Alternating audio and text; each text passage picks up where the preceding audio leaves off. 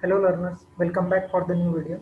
In this video, we will see sludge volume index, bulking of sludge and rising sludge. Bulking of sludge and rising sludge are the problems in the activated sludge process, and sludge volume index is used to indicate the physical state of the sludge produced in the aeration tank. So let's start. First we will see the sludge volume index. The sludge settleability is determined by sludge volume index, that is SVI. The notation for sludge volume index is SVI, or abbreviated as SVI. SVI is defined as the volume occupied by sludge in ml by 1 gram of solid in the mixed liquor after settling for 30 minutes in 1000 ml graduated cylinder. यानी अगर aeration tank में का जो हमने एमएलएसएस concentration लिया या फिर aeration tank में का जो सीवेज लिया हमने, वो सीवेज को अगर ग्रेजुएटेड 1000 ml ग्रेजुएटेड सिलेंडर में अगर प्लेस किया और 30 मिनट्स के बाद सेटलिंग के लिए अलाउ किया, तो उसमें के 1 ग्राम के अगर स्लज ने कितना वॉल्यूम ऑक्युपाई किया, ये फाइंड करना को हम क्या बोलेंगे, स्लज वॉल्यूम इंडेक्स. यानी कि 1 ग्राम ने कितना वॉल्यूम ऑक्युपाई किया, वो क्या है, स्लज वॉल्यूम इंडेक्स. सो अब इसे फाइंड कैसे करते हो देखते हैं. 1 litre sample of एमएलएसएस from the discharge end of the aeration tank. जो सैंपल कलेक्ट करना है स्लज वॉल्यूम इंडेक्स फाइंड करने के लिए, वो कहाँ से करना है, एरेशन टैंक के आउटलेट से, यानी कि discharge end of the aeration tank. Suppose ये हमने वो जो एमएलएसएस कॉन्सेंट्रेशन है वो एरेशन टैंक के आउटलेट से क्या किया, कलेक्ट किया. और कलेक्ट करने के बाद जो उसका कलर रहेगा ऑब्वियसली ब्राउन कलर रहने वाला है, तो ये ब्राउन कलर लिया हुआ है.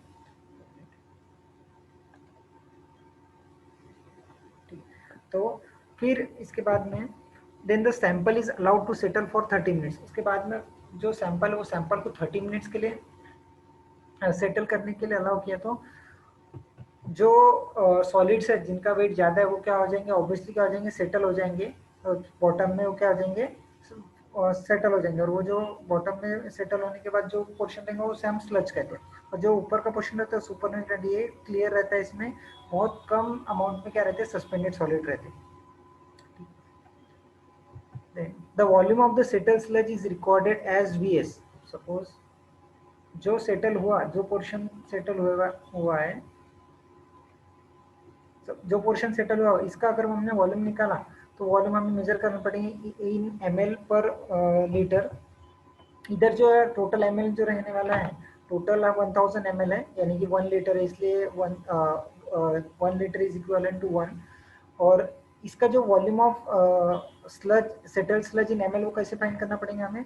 सपोज ये सिलेंडर, तो सिलेंडर के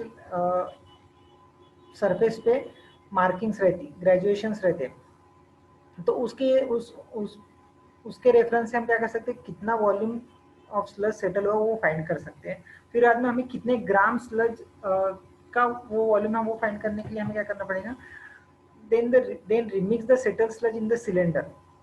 उसके बाद में जो सेटल स्लज है वो सेटल स्लज को रिमिक्स करना पड़ेगा. हमें फिर से क्या करना पड़ेगा, जो सेटलमेंट के लिए हमने टाइम प्रोवाइड किया था उसके बाद सब सेटल होगा. फिर से हमें क्या करना है, मिक्स करना है. उससे जो सेटलमेंट की हुई होंगी एमएलएसएस की, वो फिर से क्या हो जाएंगी, मिक्स हो जाएंगे, डिस्टर्ब हो जाएंगे. तो और to measure the MLSS concentration as X. अब इसका एमएलएसएस कॉन्सेंट्रेशन कैसे फाइंड करना है, जैसे हमने सस्पेंडेड सॉलिड फर्स्ट प्रैक्टिकल में देखा था, suspended determination of suspended solid from the waste water. तो उसी प्रकार हमें क्या करना पड़ेगा कि जो एमएलएसएस कॉन्सेंट्रेशन है वो ये सिलेंडर में से सैंपल कलेक्ट करके एमएलएसएस कॉन्सेंट्रेशन फाइंड करना पड़ेगा in milligram per litre. Volume of the settle sludge हमने किस यूनिट में फाइंड किया, ध्यान रखना, ml by L, millilitre by litre में, और MLSS concentration milligram per litre में. तो देखते हैं स्लज वॉल्यूम इंडेक्स का जो फॉर्मूला है वो क्या है. It is the volume occupied by the sludge by 1 gram of MLSS concentration और 1 ग्राम ऑफ सस्पेंडेड सॉलिड्स. ठीक है, तो हमने दोनों चीज वॉल्यूम ऑफ स्लज भी फाइंड किया, एक्स भी फाइंड किया है. वॉल्यूम ऑफ स्लज का यूनिट रखा था ml बाय L, और एमएलएसएस कॉन्सेंट्रेशन का मिलीग्राम पर लीटर. ठीक है, तो लीटर क्या होगा, कैंसिल होगा, बचेगा सिर्फ ml बाय मिलीग्राम. देन अब जो मिलीग्राम है इसको ग्राम में कन्वर्ट करना पड़ेगा हमें, क्योंकि यहाँ जो एसवीआई की जो डेफिनेशन है वो डेफिनेशन क्या है, it is the volume occupied by the sludge in ml by 1 gram of MLSS concentration. अब इधर ये मिलीग्राम में है तो इसे हमें ग्राम में कन्वर्ट करने के लिए मल्टीप्लाइड बाय 10 कितना करना पड़ेगा, -3 से मल्टीप्लाई करना पड़ेगा। और -3 से मल्टीप्लाई करेंगे तो ये ऊपर आके क्या बनेगा, 10⁻3। इसलिए जो फॉर्मूला बना है वो SVI is equal to 1000 into volume of sludge in ml divided by x in gram. Then the value of SVI in between 50 to 150 ml per gram indicates good settling sludge. अब जो SVI की जो value है ज़्यादा भी नहीं होना और कम भी नहीं होना। अगर कम रहेंगी तो आप क्या बोलेंगे कि ज़्यादा स्लज सेटल हो गया, यानी कि ये तो अच्छा हुआ ना कि मैक्सिमम स्लज सेटल हो गया और बाकी का जो है सुपर न्यूट्रन जो ज़्यादा निकला और उसकी जो एक्सीलेंट क्वालिटी है वो अच्छी है। लेकिन ऐसा नहीं रहता कि अगर एसवी की वैल्यू बहुत कम है, इसका मतलब है कि जो उसमें के एक्टिव माइक्रोऑर्गेनिम्स है वो एक्टिव माइक्रोऑर्गेनिम्स क्या हो गए, डेड हो गया, और वही स्लज हम रिटर्न करेंगे फिर से एरेशन टैंक में तो इफिशियंसी उतना नहीं देगा। इसलिए स्लज वॉल्यूम इंडेक्स की जो वैल्यू है वो स्लज वॉल्यूम इंडेक्स की वैल्यू कम भी नहीं होनी चाहिए, ठीक है। और ज़्यादा रही तो क्या होगा कि जो जितना सेटलमेंट होना चाहिए और स्लज का उतना सेटलमेंट नहीं हुआ, यानी ज़्यादा हुआ। सपोज ये वैल्यू ज़्यादा है, हम यानी कि क्या है, सपोज ये हमने एरेशन टैंक है, ये एरेशन टैंक में वाटर स्लज है, एरेशन टैंक में का जो वाटर है आउटलेट का वो वाटर लिया हमने, वेस्ट वाटर लिया और उसको सेटलमेंट के लिए अलाउ किया, तो इतना पोर्शन क्या हुआ, सेटल हुआ, ठीक है। इतना पोर्शन सेटल हुआ यानी इतने क्वांटिटी ऑफ वाटर हम क्या कर रहे हैं, फर्दर ट्रीटमेंट या फिर डिस्पोजल के लिए अलाउ कर रहे हैं, ठीक है। अब इसकी वैल्यू बहुत ज़्यादा है, इसकी वैल्यू बहुत ज़्यादा है, यानी स्लज वॉल्यूम इंडेक्स की वैल्यू ज़्यादा है, यानी वॉल्यूम ऑफ स्लज ज़्यादा है, वॉल्यूम ऑफ स्लज ज़्यादा है, यानी कि ये जो लाइन रहेंगी, ये स्लज की जो इतना पोर्शन स्लज है, ये जो लाइन रहेंगी ये लाइन यहाँ तक आएंगी। यानी हमें एक तो क्या करना पड़ेगा, हमें कम क्वांटिटी ऑफ स्लज हमें क्या करना पड़ेगा, आगे भेजना पड़ेगा फर्दर प्रोसेस के लिए, या फिर अगर हमने इतना ही जितना पहले हम quantity of sludge drawn out कर रहे थे सेटलिंग टैंक में से अगर उतना ही स्लज ड्रॉन आउट किया तो क्या होगा कि इतने क्वांटिटी में क्या हो रहा है कि इधर ऊपर का जो पोर्शन है, ये पोर्शन में जो सस्पेंडेड सॉलिड्स का कॉन्सेंट्रेशन है वो बहुत कम है, और इधर क्या हो जाएगा स्लज बल्किंग की वजह से या फिर स्लज वॉल्यूम इंडेक्स हाई होने की वजह से क्या होगा कि इसमें जो कॉन्सेंट्रेशन है सस्पेंडेड सॉलिड्स का हो जाता है, इसीलिए जो इफिशियंसी है एक्टिवेटेड स्लज प्रोसेस की इफिशियंसी क्या हो जाएंगी, बहुत कम हो जाएंगे। इसलिए स्लज वॉल्यूम इंडेक्स जो है वो स्लज वॉल्यूम इंडेक्स की वैल्यू ज़्यादा भी नहीं होना चाहिए और कम भी नहीं होना चाहिए, इसलिए जो इसकी रेंज बताई गई है 50 to 150 ml पर ग्राम। और एक फॉर्मूला है 2 मिनट, और एक फॉर्मूला है जो स्लज वॉल्यूम इंडेक्स और MLSS concentration in return activated sludge ये इंडिकेट करता है। इसका जो फॉर्मूला है ये बहुत इंपॉर्टेंट फॉर्मूला है डिज़ाइन कंसिडरेशन के लिए या फिर न्यूमेरिकल सॉल्व करने के लिए, या फिर MCQ इस पे बहुत पूछे जाते हैं। XR is equal to XR यानी MLSS concentration in return activated sludge and SVI sludge volume index. XR is equal to 10⁶ divided by SVI in milligram per liter। ये जो इसका जो आंसर आने वाला है वो क्या आने वाला है, मिलीग्राम पर लीटर में है। ये इंपॉर्टेंट फॉर्मूला है। देन उसके बाद में हम देखते हैं operational problem in activated sludge process. Operational problem क्या है, बल्किंग ऑफ स्लज। अब स्लज बल्क हो रहा है यानी क्या हो रहा है, sludge bulking occurs when the sludge fails to separate out in the sedimentation tank। अगर जो सेटलिंग प्रॉपरली नहीं हो रही है या फिर जो सस्पेंडेड सॉलिड लिक्विड जो सेपरेशन है वो सेडिमेंटेशन टैंक में प्रॉपरली नहीं हो रहा है, तो उससे क्या, उस वजह से क्या होगा कि जो स्लज है वो स्लज की वॉल्यूम इंक्रीज दिखेंगे। जैसे इधर देखिए नीचे की जो डायग्राम दिख रही है, नीचे की डायग्राम में जो स्लज दिख रहा है तुम्हें, ये स्लज सेटल नहीं हुआ है और सस्पेंडेड सॉलिड्स ऊपर के पोर्शन में भी दिख रहे हैं। इधर स्लज सेटल हुआ है इसलिए ऊपर का पोर्शन क्या दिख रहा है तुम्हें, क्लियर दिख रहा है। तो स्लज बल्किंग ये इसलिए ऑपरेशनल प्रॉब्लम है कि अगर प्रॉपर सॉलिड लिक्विड सेपरेशन नहीं हुआ तो उसका रीजन एक स्लज बल्किंग भी हो सकता है। Then the main cause of sludge bulking is the growth of filamentous bacteria. Filamentous bacteria जो है वो इसका मेन रीजन है। इसका रीजन ये है कि फिलामेंटियस बैक्टीरिया यानी उनका जो लेंथ रहता है, लेंथ ज़्यादा रहता है ऐसे bacteria as compare to diameter या फिर एज कम्पेयर टू डेप्थ, ठीक है।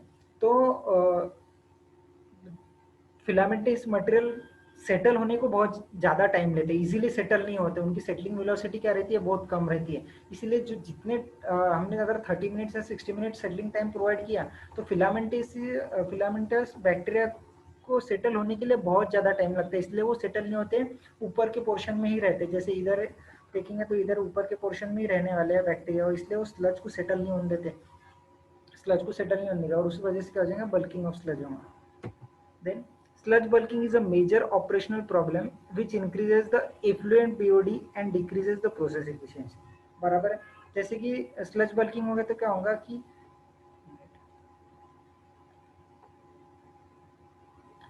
स्लज बल्किंग यानी क्या होगा कि अगर स्लज बल्किंग नहीं हुआ, उसके बाद पहले देखते गए तो इतना पोर्शन ऑफ वाटर क्या करेंगे, हम ड्रॉन आउट करेंगे, ठीक है। अगर स्लज बल्किंग हो गया तो भी इतना ही पोर्शन हम वाटर क्या कर रहे हैं, ड्रॉन आउट कर रहे हैं। लेकिन ये जो पोर्शन बाहर निकाल रहे हैं हम, वो पोर्शन में क्या है कि मैक्सिमम सस्पेंडेड सॉलिड्स है, ये एफ्लुएंट से सेकेंडरी सेटलिंग टैंक के एफ्लुएंट में से जाएंगे, और इस वजह से जो एफ्लुएंट की जो बीओडी वैल्यू वो ज़्यादा रहेंगी। अगर उसकी वैल्यू ज़्यादा रही तो जो इफिशियंसी है, वो इफिशियंसी एक्टिवेटेड स्लज प्रोसेस की इफिशियंसी क्या हो जाएंगी, कम हो जाएंगी। इसीलिए स्लज बल्किंग अफेक्ट करता एफ्लुएंट बीओडी पे और इफिशियंसी पे। Then causes of bulking of sludge, एक मेन कॉज तो मैंने तुम्हें बताया कि फिलामेंटियस बैक्टीरिया रहने की वजह से बल्किंग ऑफ स्लज हो सकता है, मेन रीजन है उसका। और अदर फैक्टर्स जो है वो भी है, वो देखते हैं हम। First, poor characteristic of influent waste water. Influent waste water की पुअर कैरेक्टरिस्टिक, खराब कैरेक्टरिस्टिक्स के वजह से भी स्लज बल्किंग होने के चांसेस है। तो उसमें कौन कौन से पॉइंट है वो देखते हैं। First, frequent variation in quantity and quality of effluent. अब हमें पता है कि वेस्ट वाटर की जो कैरेक्टरिस्टिक्स है या फिर वेस्ट वाटर की जो क्वांटिटी है, वो टाइम बाय टाइम क्या वेरी रहती है, कांस्टेंट नहीं रहती। उस वजह से क्या, एरेशन टैंक में जो वाटर आता है, एरेशन टैंक में जो सीवेज आता है, वो सीवेज की कभी कैरेक्टरिस्टिक बहुत ज़्यादा रहती, कभी कैरेक्टरिस्टिक्स कम रहती। ये वेरिएशन की वजह से क्या होता है कि जो proper removal of organic matter है वो होता नहीं है, फिर proper growth of micro organisms है वो नहीं होती।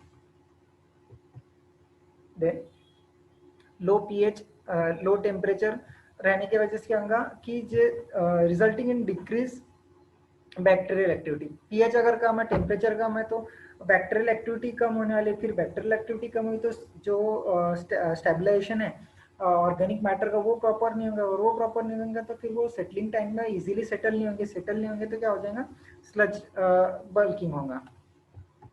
देन लो न्यूट्रिएंट्स, न्यूट्रिएंट्स अगर लो है, जैसे कि carbon nitrogen phosphorus, carbon nitrogen BOD यानी carbonaceous BOD, carbon nitrogen and phosphorus का जो रेशियो है वो रेशियो इतना होना चाहिए 100:5:1।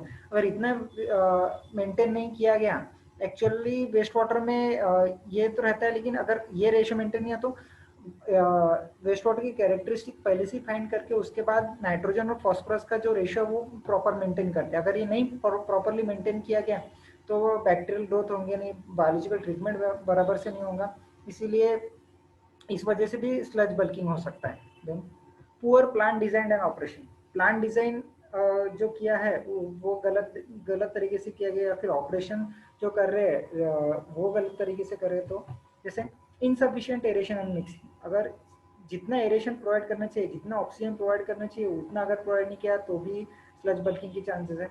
या फिर मिक्सिंग, मिक्सिंग से क्या होगा कि जो अगर मिक्सिंग प्रॉपर नहीं है, यानी ऑर्गेनिक मैटर और माइक्रो ऑर्गेनिम्स का कांटेक्ट नहीं है, उस वजह से जो रिमूवल है, जितना रिमूवल है या फिर जितना food to micro organisms ratio वो मेंटेन नहीं होने वाला है, इसलिए ये भी एक रीजन है। देन हाइड्रोलिक रिटेंशन टाइम, जितने देर तक सीवेज ने एरेशन टैंक में रहना चाहिए, अगर उतने देर तक एरेशन टैंक में नहीं रहा, उससे कम रहा, तो फिर उस वजह से भी स्लज बल्किंग हो सकता है। देन सॉलिड रिटेंशन टाइम भी कम रहा तो भी स्लज बल्किंग के बहुत चांसेस हैं। High food to micrograms ratio high maintain किया तो भी। Then improper recirculation of sludge resulting in fluctuating MLSS in the aeration time. Recirculation, जो स्लज का रिसर्कुलेशन करने वाले हैं, वो रिसर्कुलेशन अगर प्रॉपरली नहीं किया जाएगा या फिर जितना रेशियो मेंटेन करना चाहिए वो रेशियो से मेंटेन नहीं किया जाएगा एरेशन टाइम में, तो उस वजह से भी क्या हो जाएगा कि एमएलएसएस का जो कॉन्सेंट्रेशन है एरेशन टैंक के बाद का है, फिर सेकेंडरी सेटलिंग टैंक में का जो एमएलएसएस का कॉन्सेंट्रेशन है वो अफेक्ट करेगा, और उस वजह से ही बल्किंग ऑफ स्लज हो। देन मेथड, अभी तक देखा कि क्या रीजंस थे कि उस वजह से बल्किंग ऑफ स्लज होता है। अब देखेंगे कि वो बल्किंग ऑफ स्लज को मिनिमाइज करने के लिए क्या क्या मेजर्स लेने चाहिए। First, reduction of sludges to less than 6 days. Sludges reduce करना पड़ेगा 6 डेज से। अगर स्लज एज अगर 6 डेज से कम किया तो उस वजह से क्या होगा कि जो फिलामेंटियस माइक्रोग्राम्स है, वो फिलामेंटियस माइक्रोग्राम्स का जो प्रोडक्शन है, रिप्रोडक्शन है, वो ज़्यादा नहीं होता, क्योंकि उनको रिप्रोड्यूस होने को बहुत ज़्यादा टाइम लगता है। इसीलिए 6 डेज से कम अगर हमने स्लजेज रखा तो फिलामेंटियस मटेरियल जो है वो क्या होंगे कि कम डेवलप होंगे, या फिर नाइट्रीफाइंग बैक्टीरिया भी क्या हो जाएंगे, कम डेवलप होंगे। Then chlorination of return activated sludge. अब एक्टिवेटेड स्लज भी को अगर क्लोरिनेटेड किया या डिसइंफेक्ट किया तो उस वजह से भी बल्किंग ऑफ स्लज क्या हो जाएगा, कंट्रोल में आ सकता है। Then maintaining F by M ratio, proper F by M ratio maintain करेंगे तो ही बल्किंग ऑफ स्लज क्या होगा, मेंटेन ऑकर नहीं होगा। Then reaeration of return activated sludge on the recycle line यानी जहाँ पे रिसाइकल करने वाले हो, एरेशन टैंक में जाने से पहले अगर रिटर्न स्लज को अगर एरेट किया यानी उसमें हाई ऑक्सीजन प्रोवाइड किया हमने, तो उस वजह से भी क्या होगा कि जो बल्किंग ऑफ स्लज है वो होने के चांसेस कम रहेंगे। Then last but one, modification and improvement of effluent characteristics and modification and improvement of plant design and operational parameters। ये दोनों प्रॉपरली अगर मेंटेन किया, प्रॉपरली मॉडिफाई किया, तो उस वजह से भी क्या हो सकता है कि जो बल्किंग ऑफ स्लज है, बल्किंग ऑफ स्लज होने के चांसेस बहुत कम हो जाएंगे। देन नेक्स्ट प्रॉब्लम है राइजिंग स्लज। राइजिंग स्लज क्या होता है, अब स्लज बल्किंग में क्या होता है कि जो वॉल्यूम ऑफ स्लज है, वो वॉल्यूम ऑफ स्लज क्या हो जाता है, इंक्रीज हो जाता है। टोटल वॉल्यूम ऑफ स्लज क्या हो जाता है, इंक्रीज हो जाता है। जितना वॉल्यूम ऑफ स्लज सेटल होना चाहिए उतना नहीं सेटल होकर थोड़ा ज़्यादा वॉल्यूम ऑफ स्लज सेटल हो जाता है, ठीक है। तो अब राइजिंग स्लज क्या है, राइजिंग स्लज में क्या होता है कि जो स्लज सेटल हुआ है, वो सेटल हुआ हुआ स्लज क्या होता है, ऊपर आता है, सुपर नेट्रन तक आता है। सपोज ये अगर सेटलिंग टैंक है और इतना पोर्शन अगर सेटल हुआ है, ठीक है, इतना पोर्शन अगर सेटल हुआ है, तो राइजिंग स्लज में क्या होगा, इसमें का जो सॉलिड्स है, इसमें के सॉलिड्स क्या होंगे, ऊपर आ जाएंगे। जैसे इधर दिख रहे हैं तुम्हें जो सॉलिड्स है, ये सॉलिड्स क्या आ गए, वाटर सरफेस के ऊपर आ गए, ये राइजिंग स्लज हुआ है। इस वजह से भी एफ्लुएंट कैरेक्टरिस्टिक्स क्या हो जाएंगे, खराब हो जाएंगे, ठीक है। तो इसे राइजिंग स्लज बोला जाता है। High suspended solid concentration in effluent of secondary sedimentation tank, SST, secondary sedimentation tank, can be caused by rising sludge। Rising sludge के वजह से हो सकता है। Then which is the effect of flotation of solid by nitrogen gas resulting from biological denitrification, ठीक।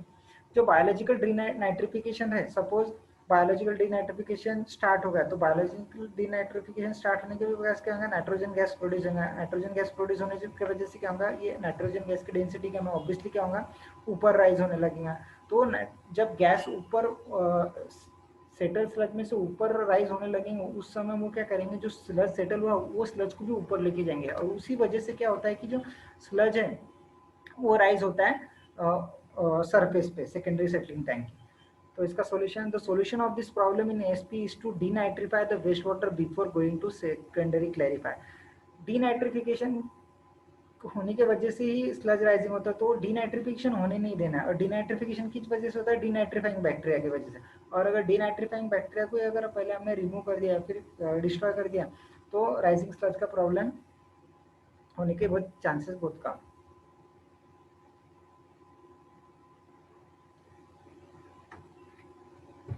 Thank you and have a nice day.